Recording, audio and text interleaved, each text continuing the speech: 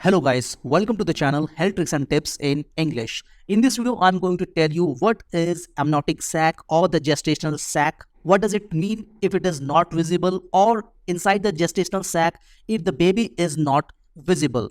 Everything we are going to explore in this video. So let's get started. First of all, let me tell you what is amniotic or the gestational sac. During your first 5 to 7 weeks of the pregnancy, the gestational sac or the amniotic sac develops inside the womb. It is a very thin membrane. It is just like a balloon, a very thin membrane, and inside it is the amniotic fluid. So it is also known as a bag that contains the amniotic fluid. And inside this amniotic fluid, your baby will develop. In the initial stages, like 3 to 5th week of the pregnancy, it is a kind of a yolk. This baby is in the form of a yolk sac. So during your first ultrasound, which is commonly a transabdominal ultrasound, the doctor will try to analyze the presence of the gestational sac and the yolk sac. If they cannot find it, they will be performing another ultrasound that is known as transvaginal ultrasound, which will give a better or a clear picture of your uterus so as to see clearly or precisely the development of this amniotic sac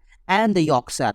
This sac can be easily seen inside your uterus when the level of HCG is between 1500 to 2000. If in the first ultrasound, if your gestational sac or the amniotic sac or the yolk sac is missing, then you may need to have this ultrasound after few weeks again, and this may be because your HCG levels are not under the range that is required. So basically the reason of the absence of the gestational sac is, number one, you have performed this ultrasound prior to gaining the HCG level that is appropriate, that should be between 1500 to 2000, that guarantees that the amniotic sac will be there. Number second, this is the case of an ectopic pregnancy, wherein your HCG level will be higher, like it will be in between 1500 to 2000, but amniotic sac will not be visible. And this is because the embryo is not developing in your uterus, but in the fallopian tube. Now again, this is a special case and your doctor will treat it specially. Number third reason could be that you have a very early